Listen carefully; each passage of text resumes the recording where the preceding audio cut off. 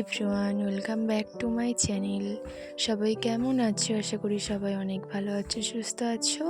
আজ আবার একটা নতুন রেসিপি নিয়ে হাজির হলাম। আজ একটা সিম্পল রেসিপি করব, আর এটা সবাই বাড়িতে বানিয়ে থাকো, কিন্তু যারা বানাতে গিয়ে এটা গলিয়ে ফেলে, তো সেই টিপস সহ তাদের জন্য। তাহলে চলুন ভিডিওটা শুরু করা যাক। এখানে আমি প্রথমেই একটা কড়াই নিয়ে নিয়েছি, আর কড়াইয়ের মধ্যে দিয়ে দেবো 1 টিস্পুন ঘি। আর ঘিটা যখনই গরম হয়ে যাবে তখনই এর মধ্যে দিয়ে দেবো সামান্য কাজু বাদাম আর কিশমিশ, তোমাদের পরিমাণ মতো দিয়ে দেবে।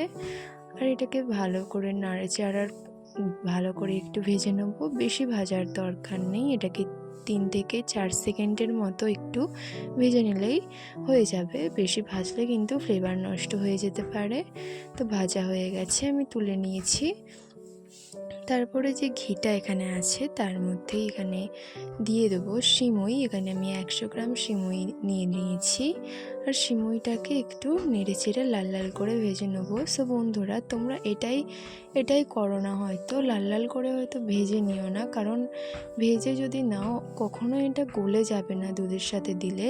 তো এভাবে তোমরা একবার পুরোপুরি রেসিপি ফলো করে একবার ট্রাই করবে, অবশ্যই দেখবে আমার মতো হয়েছে। তারপরে এখানে নিয়ে নিয়েছি 2 টেবিল চামচ চিনি, আর চিনিটাকে ক্যারামেল তৈরি করে নেব।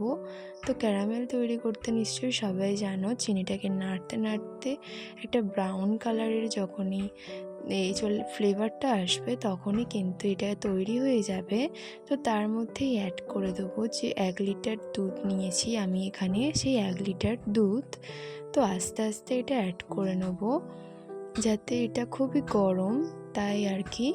তো 1 লিটার দুধটা আমি নিয়ে নিয়েছি, আর এখানে দিয়ে দেবো একটা তেজপাতা। তো তেজপাতাটা আমি বড় নিয়েছি, তোমরা ছোট নিলে 2টো নেবে। আর ফ্লেভারের জন্য নিয়ে নিয়েছি এখানে 4টে এলাচ, আর এলাচটাকে আমি ফাটিয়ে দিয়েছি ফ্লেভারটা যাতে বেশি আসে।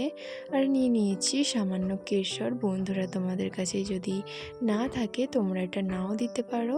আর সব কিছু মিশিয়ে দেবো উপকরণগুলো। তার মধ্যে অ্যাড করে দেবো 1/4 কাপ চিনি। তো আমি আগে ক্যারামেলের জন্য হাফ তুলে নিয়েছিলাম, তাই আমি পুরোটাই দিয়েছি, মানে 1/4 কাপ চিনি দিয়েছি। মিষ্টিটা তোমাদের প্রয়োজন মতো দিয়ে দেবে, আর ভেজে রাখা সিমইগুলো অ্যাড করে নেবে। আর এখানে যখন হয়ে যাবে ফুটে, তখন এখানে নুন অ্যাড করে নিচ্ছি। এটা স্কিপ করতে পারো, কারণ অনেকেই মিষ্টিতে নুনটা পছন্দ করো না, তো আমরা পছন্দ করি তাই দিয়ে নিয়েছি। সো বন্ধুরা, কমপ্লিট হয়ে গেছে। তো চলো আমি বাটিতে সার্ভ করে নিচ্ছি। দিয়ে দিচ্ছি ওপর থেকে একটু কেশর, আর কেশর দেওয়া হয়ে যাওয়ার পরে দিয়ে দেবো যে আগে থেকে ড্রাই ফ্রুটসগুলো ভেজে রেখেছিলাম সেইগুলো। আর বন্ধুরা, এটা খেতে কিন্তু খুব টেস্টি হয়, আর দেখতেই পাচ্ছ কতটা লোভনীয় কালার এসেছে। তো প্রত্যেকটা টিপস ফলো করে তোমরা বাড়িতে বানিও, অবশ্যই ভালো লাগবে। তাহলে চলো আজ এই পর্যন্তই, আবার দেখা হবে অন্য কোনো একটা ভিডিও নিয়ে। ততক্ষণ ভালো থাকবেন, সুস্থ থাকবেন। ভিডিও ভালো লাগলে অবশ্যই একটা লাইক করে দেবেন, চ্যানেলটাকে সাবস্ক্রাইব করে দেবেন। আর যদি বাড়িতে বানান কমেন্ট করতে ভুলবেন না। আর যারা কমেন্ট করবেন অবশ্যই তাদের আমি ভিডিওর মাধ্যমে নাম নেব। তাহলে চলো আজ টাটা, বাই।